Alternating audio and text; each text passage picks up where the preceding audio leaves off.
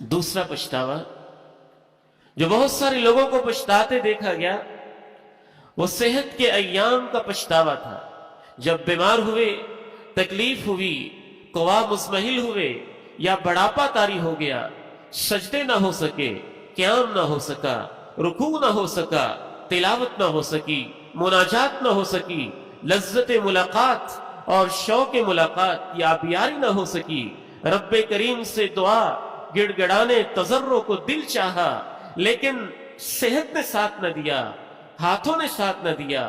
کمر نے ساتھ نہ دیا، مسجد میں باجماعت آنے کو دل چاہا لیکن ٹانگوں نے ساتھ نہ دیا، لمبے قیام کو دل چاہا لیکن کمر نے ہمت نہ دی،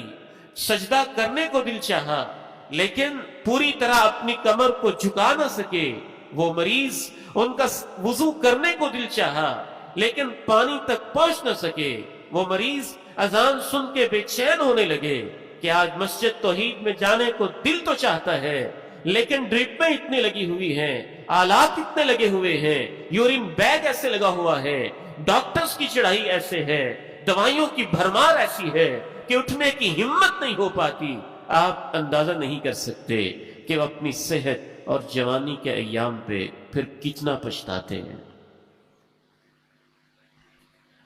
کہ یہ سب کچھ ہم کر سکتے تھے تب ہم نے کیا نہیں.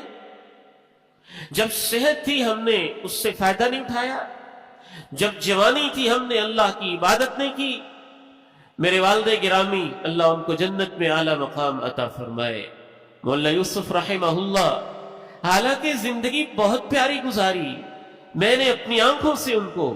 ایک ایک گھنٹہ، پون پون گھنٹہ تنہائی اور خلوت میں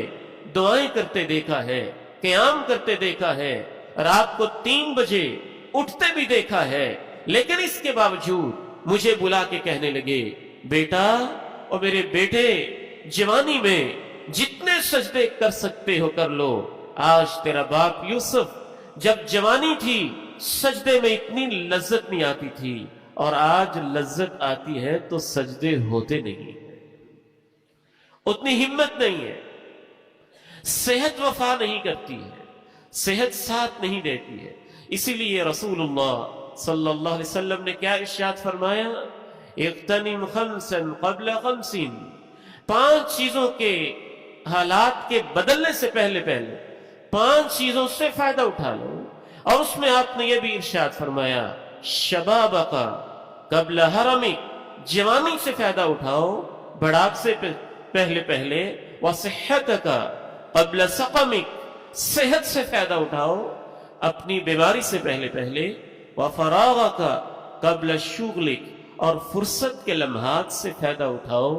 زندگی کے زیادہ مصروف ہو جانے سے پہلے.